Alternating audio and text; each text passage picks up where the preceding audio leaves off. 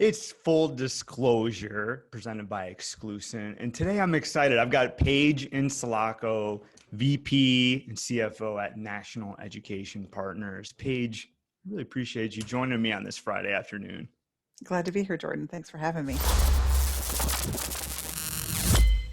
When I see someone that went to Pepperdine, I have this picture of this Malibu. I've never visited the campus, but I think to myself, like, what the heck brought you to from Malibu to the desert? Well, if I could afford to live in Malibu and not ever have to leave Malibu, I would be there now.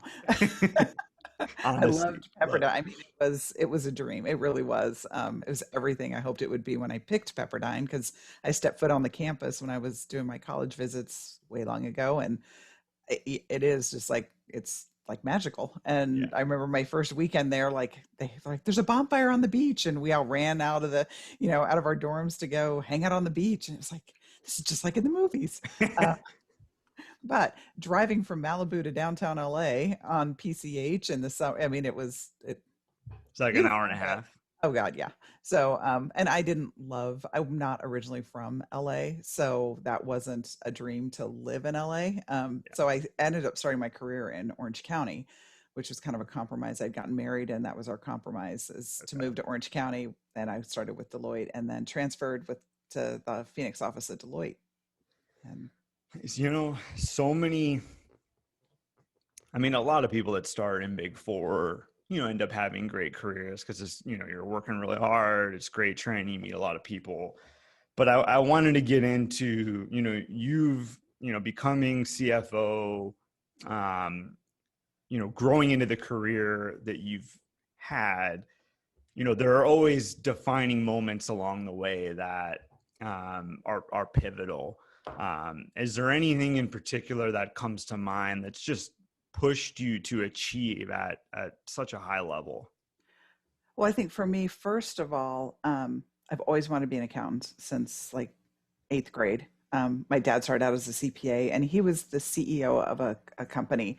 So I watched this, and he's a very ethical, very an incredible businessman. And he taught me a lot of things growing up, like always be on time, always overproduce. Like if someone asks something, give them like always do your best. So I had that like instilled in me from a young age. So that was really nice of me. So then when I started at Deloitte, again, I was working with a lot of incredible people, the top of their class and hardworking, and loved that. But then as like kind of grew through my career and um, dealt with things like the sexual harassment in the early 90s when there was not a Me Too movement. It was just like kind of the Wild West, and people would say things to me, and I just look back and go, I can't believe what I put up with. Like things that I can't even bad stuff. Luckily, a lot has changed. Um, so there wasn't, I don't know, like one thing, but as I would grow and I would just take everything and just build off of it. I will say I had a really like I was married to my first husband right out of school, and I will say that there was a lot of abuse in that marriage, um, and it caused a lot of internal things going on with me, like just self doubt and just really bad for my self esteem. However, I would get to work and I could be the person that I knew I was. I could be that strong leader, and I was well liked, and I performed well, and I just had this great um, it was like my escape, and I could really um, I could be who my authentic self at work, and then I would come home and deal with this control freak that just really put me down and really tried to make me feel like I was less of a person. And then I go to work and I could be in control and be happy. So it was a very difficult time. Ended up getting out of that marriage, obviously. But I kind of have to look back and go, I don't know if I would have been the same employee had I not had those struggles at home and Yeah. um, really used work as my escape. How long because a lot of younger people don't realize sometimes how long it takes, like the Oof. amount of years of sustained work that you have to put your head down for. Well, and like at Deloitte, like it's a grind. Like you work really hard when you're in public accounting. It's a lot of hours and a lot of just a lot of hard work, but a great experience. I would not trade that for the world. And then my next position, I worked my way up from accounting manager to assistant controller to controller, and it was a public company. And that company got sold. So then it's like I've built this up. I've gotten here. I've been here for 7 years. You know, I'll be CFO someday, and the rug gets pulled out from under you. So Yeah. things like that happen throughout your career, and you just have to be willing to pivot and go with that. But then that brought me to my next role, which at the age of 30, I was CFO of a company, and that was my next role after leaving Microtest was at Daily Racing Form, which again that was my dream job. I got to build an accounting department. I got to pick out a computer system. I got to do everything from the ground up. I was their first CFO. They had been in business 100 years, but had been owned by a conglomerate and gotten sold off. So they brought me in to build this accounting department. So it was like this dream job of mine. But then they decided after I built it, and I remember we all were sitting around the conference room one day and said, "This is the best job we've ever had. We're going to retire here. Like, this is it." Yeah. Then I got flown to New York, and they said, "We're moving the offices from Phoenix to New York. You're welcome to come." And I'm like, I don't want to live in New York. So, Yeah. it's like this constant, you just kind of have to regroup because you don't know Yeah. what's going to Yeah. happen. So Yeah. that's, you got to be flexible and just Yeah. adaptable. Yeah. And my wife is a elementary school teacher, and that's why also, obviously I know you guys national education partners aren't, a public government oriented, but education support Mhm. and services. But she was talking about how she's going to be stepping out of the classroom after this school year and maybe wanting to be a stay-at-home mom, and the guilt that she felt for doing that in this day and age. There are so many women who, they have career goals, but then the realities of family life, I'm sure, did you have those moments where Oh, you had to make sacrifices from a family perspective yep. to follow your career plans? Um, Yeah, I mean, I think no matter what, you have guilt. If you stay at home, you have guilt. If you go to work, Yeah. you have guilt. Like it's mom guilt. It's Yeah. reality. I have two children. Actually, when I was at Daily Racing Form, I was pregnant when I started there, and I actually lost that child at 6 months. I'm Um, sorry. and I and that's one thing I just threw myself back into work Yeah. because I didn't know what else to do. Again, that's I think a control thing. Yeah. And then when they announced that they were moving the office of Daily Racing Form to New York, I found out I was pregnant with my daughter, and they had golden handcuffs on me to get me to stay. And I'm getting more and more pregnant, and it's like, well, do I? What I'm looking for a job now at a executive level, being 8 months pregnant, basically, Yeah. and feeling like, am I doing the right thing for my kids? But honestly, at that point, I didn't feel like I had a choice. Again, the controlling husband, I had to bring in a certain amount of money, or I Yeah. was failing the family. So ended up getting a great job as a consulting director, which for Okay. me kind of balanced I could have a little more control over my schedule. So at that point, when I had two small children, um, that gave me some flexibility. But constantly as I was moving up, yeah, and being female in the relationship I was in, he would say things like, "Well, you need to pick the kids up because it looks bad if I leave early. You can leave early, but I can't." We were both in the same roles. Like we were both controllers of companies.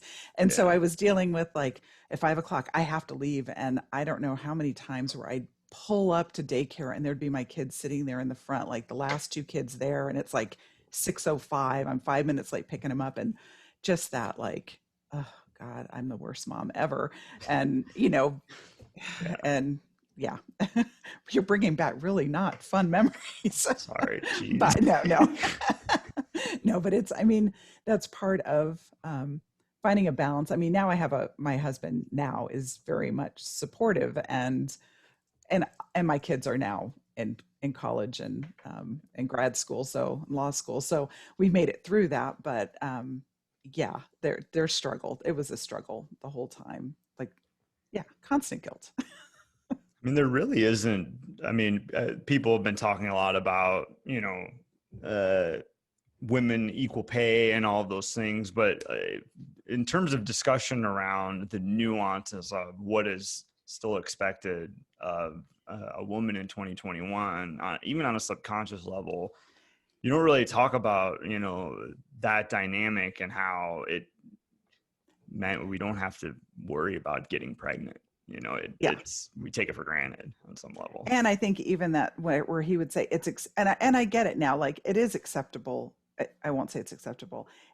It was easier for him my wife will pick up the baby, Yeah. because if he said that, it would look strange, which now I think things are evolving and getting better Yeah. in those regard. There's a little more balance there, but back then it was me. I dropped him off, I picked him up, I did the same job, I worked my butt off. I worked, I'd put the kids down for bed and I'd be in the office working and like trying to make sure I didn't let work down, didn't let my kids down, didn't, I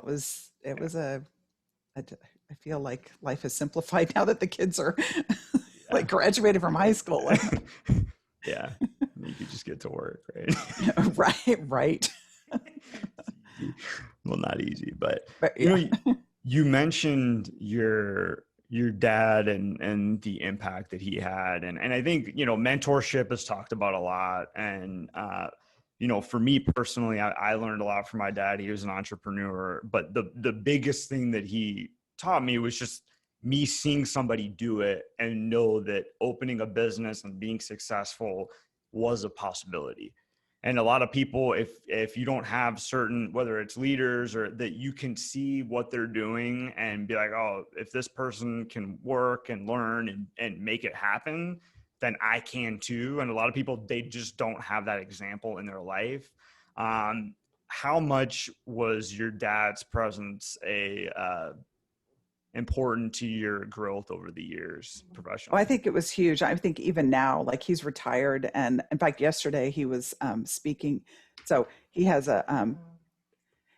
spoke to his old alma mater, University of Texas at Arlington. He spoke to their business school yesterday and did a little presentation, and I snuck in to the little Teams chat Nice. and got to listen to him. And one of the things he talked about, which he emphasized with me as well, is mentorship is so important. And he had identified people in his career that he admired, and I think, and one thing I tell my son all the time, and I tell my daughter, ask people for help. Like, or if you see Yeah. someone that you admire, talk to them and ask them, how did you get there? What did you do?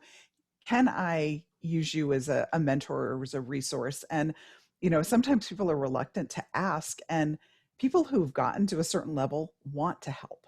For the most part, people really want to help, and they Yeah. are flattered that you would ask. And Yeah. so that's like a huge thing for me is knowing. I remember him telling me that a long time ago when I was networking and stuff, and he said, take that person out for coffee. They're going to be thrilled that you want to use them as a resource or pick their Yeah. brains. And Yeah. so I think it's huge. And finding people, that was one of the tricky things when I was at Deloitte. There weren't any women like that were at a level higher. There were two women in the Deloitte office Yeah. that were a manager or a partner, and neither of them had kids. Okay. And so there wasn't that like, show me how to balance this. But as I Yeah. got out into industry, finding women who were doing it and finding people who were making it work and having that balance was important for me. Yeah. Nice. And I know, like, the other thing that I wish I could always tell people is like the amount of failure. I mean, you mentioned multiple times where, you thought you had worked yourself into you've been working your whole career to get to sea level, and then the rug's pulled out from under you. I mean, that's a constant theme for a lot of high achievers. But there's a lot of people that, they hit, um, different challenges, and then they internalize, they think there's something wrong with them, and that derails their path. How important is just kind of staying at it, staying hungry, been to your overall success? Well, it's interesting. I was thinking about when before, so I ended up working at a company called JDA, JDA Software. It's now Blue Yeah, I'm Yonder, familiar with them. and I had gotten to a point in there that I had was the job itself wasn't very satisfying, and there wasn't upward movement in that specific area. It's a large company, so I was kind of starting to put feelers out for, do I want to work in a different area? Do I want to start over? Like, I was like really questioning, like, all right, I've been doing this a long time. Am I happy? Yeah. And I got a call from a headhunter, and he started describing this job, Yeah. and like got me in a weak moment, because I've been at JDA for like 5 years, and I really Yeah. love people, but I was like, oh, and he started telling me about this job, and I'm like, and I was working for a person who was very much, I never did anything right. Okay. There was always something that he would find wrong with what I did. And I didn't realize how it had really impacted me until I started talking to these people about the CFO role, which was something I'd done in the past. And I went to my best friend who worked at JDA, and I was like, God, I don't know if I could, like, I don't know if I can do it. And she looked at me and she goes, you've done it before, Paige. Like, what are you talking about? Like, so to have that person kind of kick you in the butt and say, wait, you can do this, and you have done it. Yeah. But that one person had gotten in my head, made me doubt myself so much. So it's always good to have like a cheerleader in your corner to kind of push you and say, no, you got this. So, but there are moments in, I think, everyone's career where you're just like, wait, am I in the right spot? Number one. And that whole imposter syndrome too is, when are they going to figure out I don't know what I'm doing? Yeah. They put me in this position, and like, it's a real thing. It absolutely is. I asked my dad that one time. It's funny. I said, when are they going to figure out I don't know what I'm doing? And he'd been CEO of this company for years. And he said, I ask myself that every day. It's like, okay, good. It's not just me. It's way more of us than we realize. Just even like, I mean, obviously with COVID, there's a lot more people doing stuff like this, but like, I feel like even 3-4 years ago, people weren't talking about this sort of thing. So we all just thought, oh, it's just us. And yeah, it's a lot more. It's just common. easy. Everyone that's made it has just had just this easy ride, and it's, yeah. And we'll never get there, but we will. So, I don't know, sometimes it's a little bit of a cheesy question, but I think it's a great question because you've been 30 years in your career now, sounds terrible, but yeah. Well, maybe we'll say 15. And C-suite at multiple very well-respected companies. If you could give Paige right out of college, heading into Deloitte, any advice, what would it be? Whew. I would say, and there's a couple, I could have a cheesy answer. Enjoy the ride a little bit more. I think I'm a planner. So I would lay out my plan, like, I'm going to graduate in 4 years from Pepperdine. I kind of wish I had spent an extra year and just enjoyed being at Pepperdine. Like, I was so in a hurry to graduate, and I was so in a hurry to get my job, and I was so in a hurry to get married, and I was so in a hurry to like make it that next step that sometimes you miss out on things. But also, when change does come, which obviously from what we've talked about so far today, change comes, to be a little more just ready to go with the flow, because it's going to happen. And and I probably would have done things a lot differently with my marriage, and my children suffered a lot because of what I dealt with my ex-husband, and it's been a ride. Let's just say that. Yeah.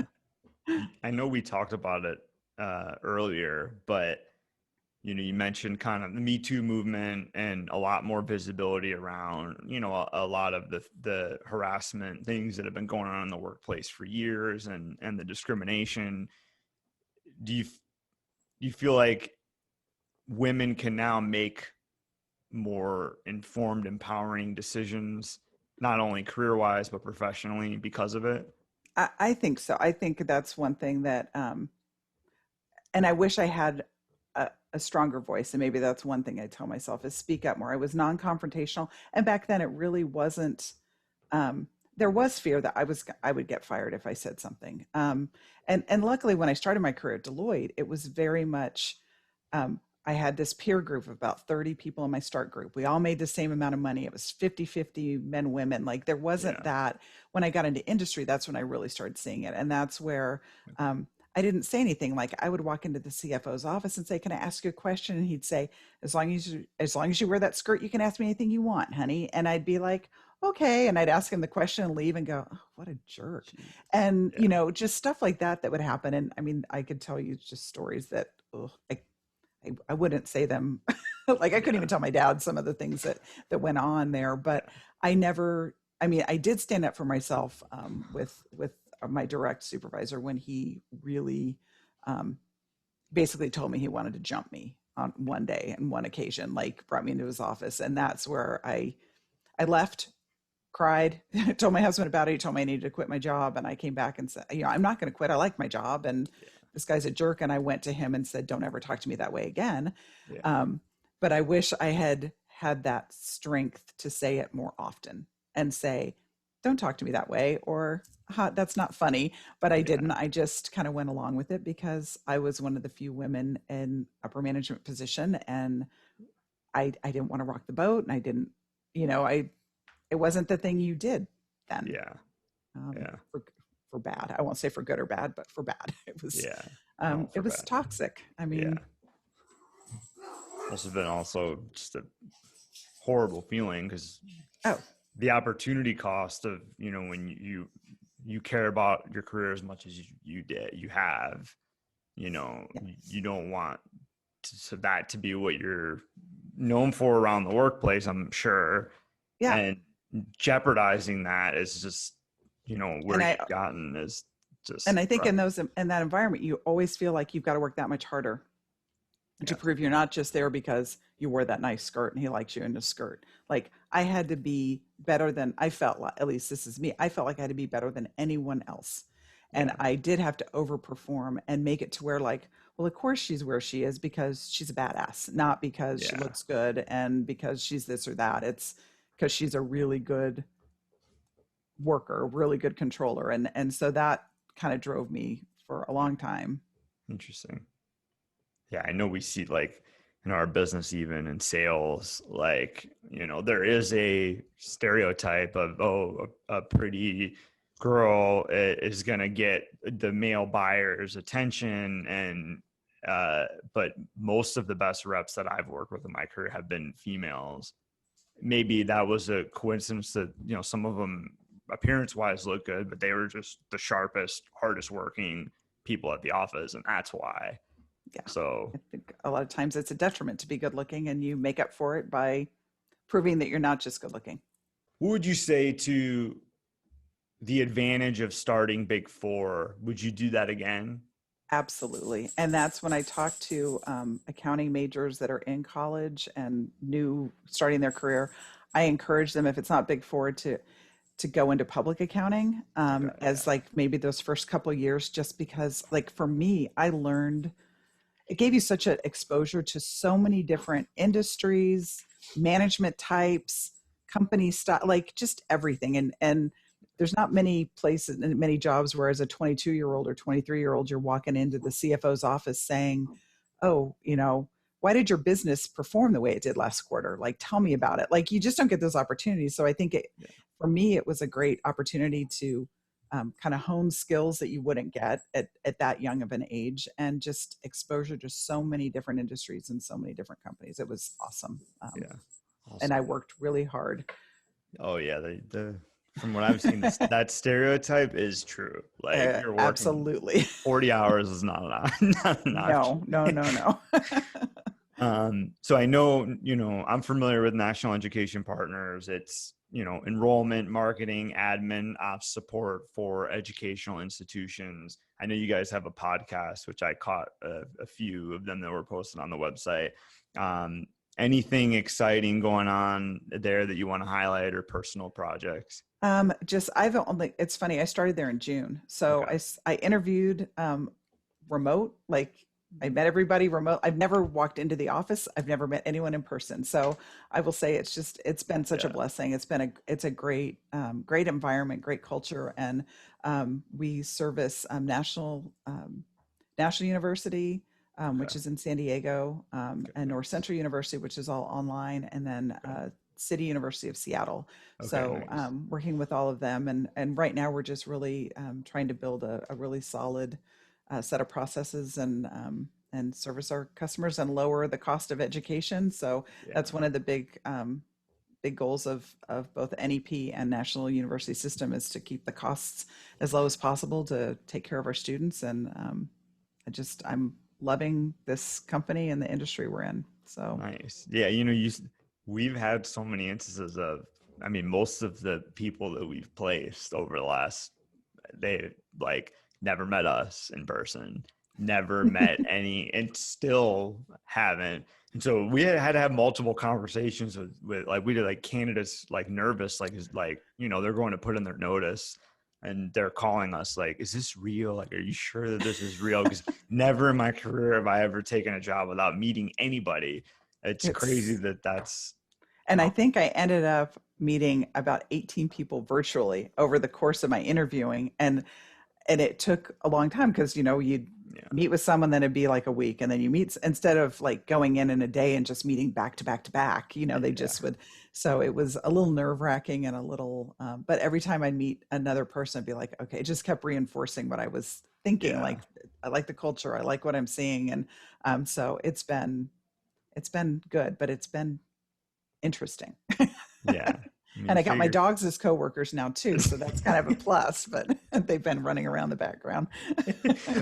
And I'd say like for companies that can hold on to the culture and still be able to bring somebody at your level in and you feel that virtually, I mean, that's going to translate when we're back in the office, Well, and that's one tenfold. thing we've decided is we're not going to go back in the office. We're remote Nice. permanently, but that's one of the huge focuses for us is how do we make sure we maintain this culture Yeah. now that we've made this decision to, because Yeah. everyone's enjoying the lack of commute. And I mean, Yeah. there's a lot of benefits, and we can recruit from all over the country now. We're not Yeah. limited to Scottsdale or Yeah. Arizona. So Yeah. we've made that decision, and we're obviously we've got a space in Scottsdale that Yeah. sits basically empty, but Okay. that's been a huge. We've got a committee that's doing nothing Yeah. but trying to make sure that our culture translates via Zoom, and what can we Yeah. do for our employees to keep them engaged and make sure that this culture stays what it is. So Yeah. Well, if you all aren't following or connected with Paige on LinkedIn, you need to. Anywhere else that people can find you, or just is LinkedIn the best? LinkedIn's the best. Yeah. I'll do a Nice. shout out to Financial Executives International. I'm a part of that group. Okay. I was CFO of the year 2018. I'll throw that out there from Hey. FEI. But that's a great group too that I'm a part of. That's a great networking opportunity if anyone. Should have included that in my intro for you. Right? Come I on. I've got mean, a big old trophy, like you big statue. Nice. Well, Paige, it really does take courage to first of all just come on a podcast, but to share what you shared today. And I know people will learn from it and know how much I appreciate you coming on and being honest and sharing Well, your I story. appreciate you giving me the opportunity.